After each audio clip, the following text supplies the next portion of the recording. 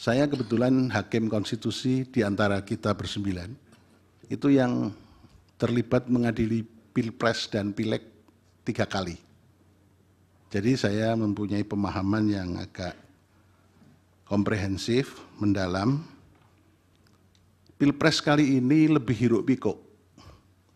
Pilpres kali ini diikuti dengan beberapa hal yang sangat spesifik yang berbeda dengan Pilpres 2014 dan Pilpres 2019. Ada pelanggaran etik yang dilakukan di Mahkamah Konstitusi, dilakukan di KPU, dan banyak lagi yang menyebabkan hiruk pikuk itu. Nah, yang terutama mendapat perhatian yang sangat luas dan kemudian didalilkan oleh pemohon itu cawe-cawenya kepala negara. Nah, cawe-cawenya kepala negara ini Mahkamah sebetulnya juga kita memanggil kepala negara, Presiden Republik Indonesia. Kelihatannya kan kurang elok.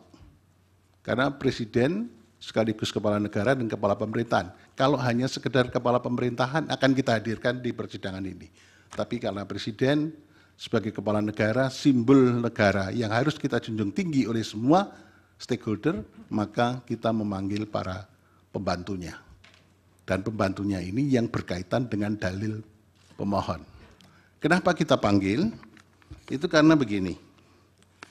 Dalil pemohon mengatakan keberpihakan lembaga kepresidenan dan dukungan Presiden Joko Widodo dalam Pilpres. Nah, itu kemudian memunculkan beberapa hal. Satu, cawe-cawe yang sudah saya sebutkan tadi. Kemudian keterlibatan ASN, TNI, Polri yang tidak netral. Ada sangkaan, dugaan PJ Gubernur, Bupati, Wali Kota yang PJ itu juga ikut bermain di situ. Ini sangkaan atau dugaan yang perlu dibuktikan di persidangan ini. Kemudian ada peran serta lurah kepala desa juga yang ikut cawe-cawe, ikut menggalang massa, dan kemudian bansos yang dianggap mempunyai korelasi dengan elektoral.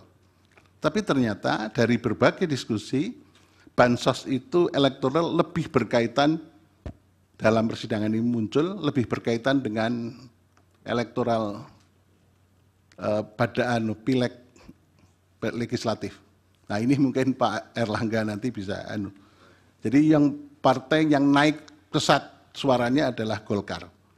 Nah, ini yang mungkin nanti bisa direspon, ya. Dari situ kita begini. Yang pertama perlu saya sampaikan, kita itu untuk menjadi pelajaran kita bersama, saya tidak menggurui Bapak Menko, Ibu Menteri Keuangan, dan semua pihak, saya tidak punya pretensi menggurui. Saya akan mengatakan begini, teori yang saya kembangkan, negara Indonesia itu adalah negara yang religious welfare state. Sementara orang Indonesia baru mengatakan Indonesia negara welfare state. Tapi kalau saya mengatakan Indonesia adalah negara religious welfare state. Artinya kesejahteraan tidak hanya yang lahir maupun yang lahir, tapi mau batin juga. Tapi sementara dalam teori yang berkembang hanya disebut welfare state. Tapi kalau saya mengatakan karena ideologi Pancasila, sila pertama, maka Indonesia adalah negara religious welfare state. Kemudian kita harus membangun peradaban, hukum yang negara hukum yang demokratis dan berketuhanan. Dari sini, maka Bapak Ibu sekalian, kita ingat sekali pesan dari The Founding Fathers. Yang penting pada kesempatan ini perlu saya sampaikan, adalah semangat penyelenggara negara. Semangat penyelenggara dan semua stakeholder harus mempunyai etiket yang baik dalam mengelola negara. Etiket baik itu berdasarkan etik, moral, hukum, dan nilai-nilai sosial budaya yang berkembang di Indonesia. Itu semua diorientasikan pada kepentingan kesejahteraan rakyat. Ini yang harus menjadi pedoman kita. Oleh karena itu, Bapak Ibu sekalian, para Bapak Menko, di kita dalam berhukum tidak sekedar rule of law, tapi rule of ethic. Nah, dalam kesempatan ini maka ada beberapa hal yang praksis yang perlu saya pertanyakan kepada Bapak Menko dan Ibu Menteri Keuangan. Yang pertama, dalil-dalil permohonan itu menyangkut yang saya sebutkan bansos tadi. Untuk yang lain-lain sudah kita bahas, tapi ini perlu kita bahas mengenai bansos. Yang pertama, kita mengenal lembaga. Ada Menteri Sosial, kemudian ada kaitannya dengan Kepala Badan Pangan Nasional, kemudian ada Kepala Bulog. Pada saat-saat kritis, saya baca di mass media, Kepala Bulog Budi Waseso diganti. Ada faktor apa ini yang melatar belakangi? Saya mau tanya. Jadi di situ Kepala Badan Pangan Nasional Pak Arief Prasetyo Adi, kemudian ada pergantian Kepala Bulog dan kaitannya dengan Kementerian Sosial. Itu apa yang ada di balik itu? Kita pengen mengerti karena ini termasuk bisa disebut juga dengan masalah yang tadi cawe-cawe. Kemudian di Ibu Menteri Sosial. Presiden pada waktu bagi-bagi bantuan sosial di depan istana. Presiden pada waktu keliling kemarin dipertanyakan oleh teman-teman dari pemohon 2. Presiden keliling ke berbagai daerah, melakukan kunjungan-kunjungan daerah pas kebetulan itu di waktu kampanye. Sehingga menimbulkan sangka dan saling curiga, saling fitnah di antara kita anak bangsa. Nah, itu menggunakan bansos apa? Di mana? Dari mana itu?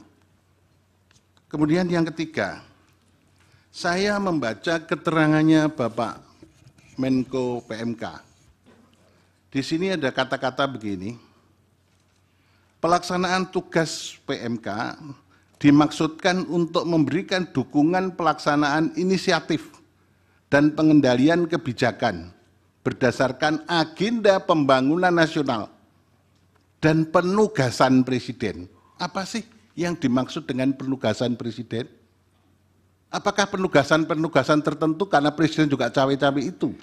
Karena kalau saya membaca sebetulnya agenda pembangunan nasional itu sudah termasuk presiden itu akan menugaskan apa ya ada di situ. Tapi kok ada frasa yang khusus penugasan presiden.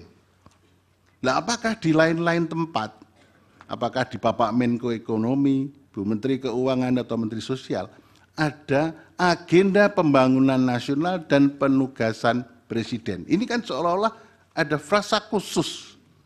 Presiden punya misi tertentu, visi tertentu, untuk melaksanakan apa ini biasanya dilakukan. Itu. Izinkan saya menjawab Pak Ridwan Yang Mulia Pak Yusmik, Pak Daniel Yusmik. KPCPEN itu berdasarkan Perpres nomor 48 tahun 2023 itu sudah berakhir tanggal 4 Agustus 2023, Pak. Jadi ini berakhir jauh sebelum pemilu, Pak. Kemudian izin Pak Yang Mulia Pak Saldi Isra, ini terkait dengan resiko pangan yang 11,3 triliun. Ini kan belum dicairkan, Pak. Jadi ini masih dalam pos. Dan El Nino di tahun lalu itu sudah dicairkan dan sudah berjalan. Tetapi di tahun 2024 ini belum berjalan. Kemudian izinkan terakhir Pak Ketua, kalau boleh menjawab hal yang tidak diagendakan, Pak. Karena tadi diangkat oleh Yang Mulia Pak Arief Hidayat.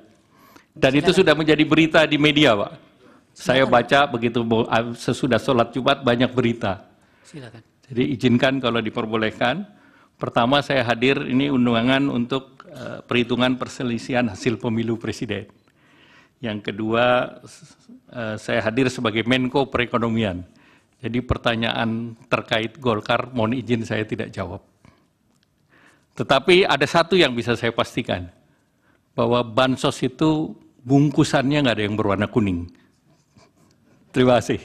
Wassalamualaikum warahmatullahi wabarakatuh. Yang warna lain ada, Pak? Saya nggak tahu.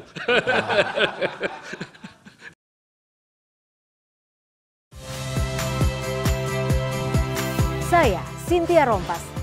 Saksikan program-program Kompas TV melalui siaran digital, pay TV, dan media streaming lainnya. Kompas TV, independen, terpercaya.